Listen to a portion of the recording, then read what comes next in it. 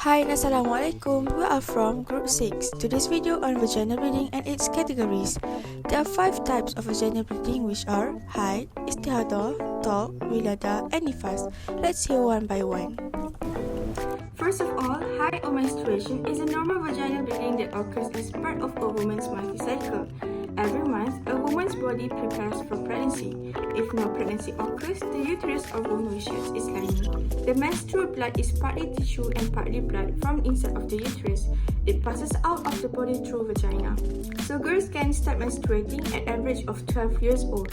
However, they also can begin menstruating as early as 8 years old or as late as 16 years old.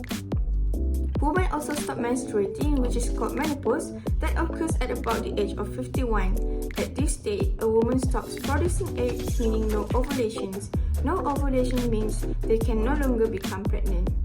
The average menstruation cycle is 28 days long. However, a cycle also can range in length from 21 days to about 35 days. There are 4 phases of menstrual cycle. The first is the menses phase. This phase lasts from day 1 to day 5 and sometimes up to 7 days. This is the time when the lining of the uterus is actually shed out through the vagina if pregnancy has not occurred. The second one is follicular phase. It takes place from day 6 to day 14. During this time, the level of hormone estrogen will rise, which causes the lining of the uterus called the endometrium to be thickened. In addition, follicle-stimulating hormone causes follicles in the ovaries to grow, and during day 10 to day 14, one of the developing follicles will form a fully matured egg, which is called ovule. The third phase is ovulation. This phase occurs roughly at about day 14 in a 28 days menstrual cycle. A sudden increase in luteinizing hormone causes the ovary to release its egg. This event is called ovulation. The final stage is the luteal phase. This phase lasts from about day 15 to day 28. After the egg is released from the ovary, it begins to travel through the fallopian tubes into the uterus. The level of hormone progesterone rises to help prepare the uterine lining for pregnancy. During menstruations, it means that a woman is in a state of impurity, so the prohibitions of menstruations should not be violated. First, it is prohibited to perform prayers, as in a hadith which goes, when menstruation comes, leave the prayers. Also, one day, a woman came and asked Aisha, should one of us conduct prayers when she is pure from menstruation? Then the Prophet's wife asked, are you a Hurriya woman? We used to menstruate during the time of the Prophet Muhammad. He did not order us to conduct our prayers. Hadith riwayat Bukhari. So this means that we don't have to conduct prayers during menstruations, and we are not allowed to pray during menstruation.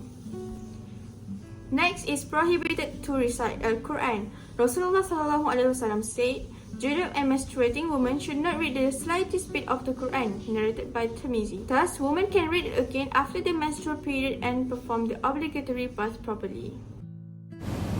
Next, it is prohibited to fasting. A hadith says, we also used to experience menstruation, so we were ordered to conduct fasting and not ordered to conduct prayer, narrated by Muslim. Not only is it forbidden to fast in Ramadan, sunnah fasts are also forbidden for women on menstruations and childbirth. Next is to postpone the tawaf. While performing Haji, the prohibition during menstruation for a woman is to postpone the tawaf because she is in state of impurity and forbidden to worship for a while. Rasulullah SAW said to Aisha while performing Haji, since Aisha is having menstruation, he said that do everything that a person who is on pilgrimage is doing, but do not perform tawaf, narrated by Bukhari and Muslim.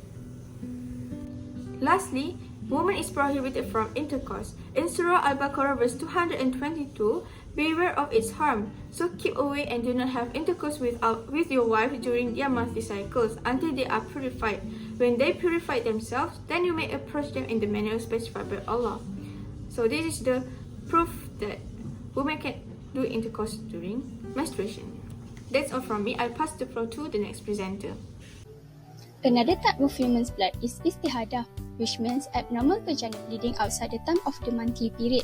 Istihadah is any colored vaginal discharge that is considered as invalid blood because it is not ruled as haid or nifas.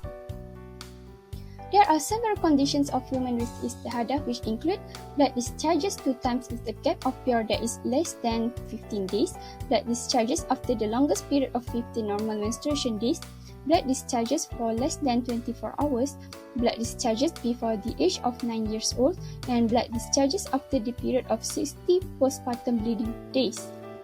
The next part is purity rulings related to istihadah. The ruling of woman with istihadah is the same as woman in a pure state. This is because the prohibitions that apply to a woman in a state of haid and nifas do not apply to a woman who is experiencing istihadah. Thus, a woman with istihadah is still required to carry out her obligatory worship despite her vaginal bleeding. This means that she must perform her daily fardu prayers. However, the blood from istihadah is najis, and its presence on woman's clothing could impact the validity of her prayer. So she must wear a sanitary pad after washing her private parts and take ablution for each obligatory prayer without having to perform an obligatory bath. She is also permitted to recite the Quran, touch the Quran directly with wudu, enter a mosque and perform tawaf with wudu. Besides, she must fast if it is Ramadan. Last but not least, she is permitted to engage in marital relations no matter how heavy the flow. Now I will explain about the method to count the period of pure. There are few ways. The first one, the minimum period of pure is 15 days. This is set by following the longest period of a cycle, which is 15 days, and this is based on the research by Imam al-Shafi'i. The next one, the normal period of pure for a woman is 23 days. This is set by considering the normal period of menstruation, which is 7 days. And the last one, the maximum period of pure is limitless because in some cases, there are women whose menstruation in a month is only a day and a night, which is 24 hours, and there are those whose menstruation is once every 6 months. Here is an example on how to determine the next menstruation cycle of the istihadah. In this case, a woman discovers that her menses discharge on the 1st to 12th of August, which is 12 days long. Then after a week, blood discharges on 19th August, so the blood is considered as istihadah. This is because the blood discharges during the gap of the minimum period of pure, which is 15 days. Hence, she is permitted to perform any acts of obligatory worship. However, when she reaches the 29th August, which is when the minimum period of pure after the last menstruation cycle ends, so the second menstruation cycle is considered starting again if on 29th August there is still a blood discharge and the new menstruation cycle starts. However, if there is no blood discharge, she is still in her pure period. To sum up, it is important to know the method of counting the period of pure between two menstruation cycles in order to differentiate between the blood discharges during the haid period or istihadah. Now, we move to the next type of women's blood, which is talc. Talc is blood that comes out during labor or at birth, which sometimes include the amniotic fluid. That is before the baby comes out completely, with condition that the blood is not connected with the previous menstrual blood. It was mentioned by Sheikh Al-Sayyid Abdurrahman Ba'alawi Al-Hadrami that Sheikh Abdullah bin Umar bin Abu Bakr bin Yahya Al-Hadrami has stated, the blood that comes out of a pregnant woman due to birth before the whole baby is separated from the uterus, even though it comes out repeatedly, is called talc blood. It is important to note that this blood is not considered as nifas, but it is still a dirty blood. In addition, the law for talc blood is the same as the law of istihadah blood. Therefore, prayers are obligatory on women during labor or childbirth. In other words, it is obligatory for women to perform prayers even though she bleeds before the baby comes out completely. Moreover, it is obligatory to conduct the prayers back if it is not possible to do prayers at that time.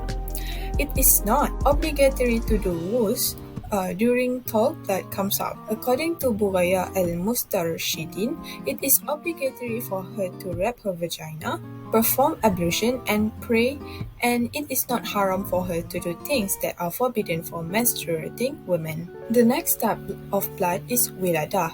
Wilada is the blood that comes out when a woman gives birth or has a miscarriage, even though it is shaped clotted blood known as alaqah or a piece of flesh known as murugah. Mazhab Maliki, Hanafi, and Shafi'i are of the opinion that it is obligatory to do ghusl when giving birth because of the wiladah blood. Meanwhile, Mazhab Hanbali opinion wiladah bath is not obligatory when there is no bleeding. Most people do not know about the wiladah bath is not the same as the nifas bath. Women are required to shower wiladah because in case if she died before the childbirth blood dry, the woman was already in a purified state. Now I will tell about nifas. Mazhab Shafi'i stated that nifas blood is the blood that coming out after giving birth, and blood that comes from the uterus of a woman who has a miscarriage is also called nifas blood if the fetus already had a nature of human, means they have the attributions like the legs and arms or form of human being. And if a woman gives birth to a twins, two or more, her nifas will calculate starting from the birth of the last child instead of the first child. Okay, since nifas is a big hadas or hadas besar, so there are prohibited things that they cannot do during nifas. For example, prayer, fasting, reading Qurans, and other similar prohibition actions that they cannot done during the period. And according to Shafi'i school of thought, if there is a blood that still come up after the maximum period, which is 16 days, then it is the blood of disease, which is called as istihadah, and it is obligatory for the woman to bath and perform worship as usual, including qada or fasting if she was in nifas during the last Ramadan. Next is the duration for nifas. A duration for nifas is at least one lahzah. One lahzah is 1 second, or usually 40 days or equal to 2 months, and the maximum period is 16 days. And scholar has agreed that it is obligatory to take a bath for a woman who has dried out from childbirth, and the methods of obligatory bath are the same as the obligatory bathing after the menstruation, which is very well known among the women, and the only difference is the intention, niyat, or can also be intended with a general intention that is to leave a large hadas or hadas besar. So, here is the comparison table between all blood categories based on our explanation just now. That is all from us. Thank you.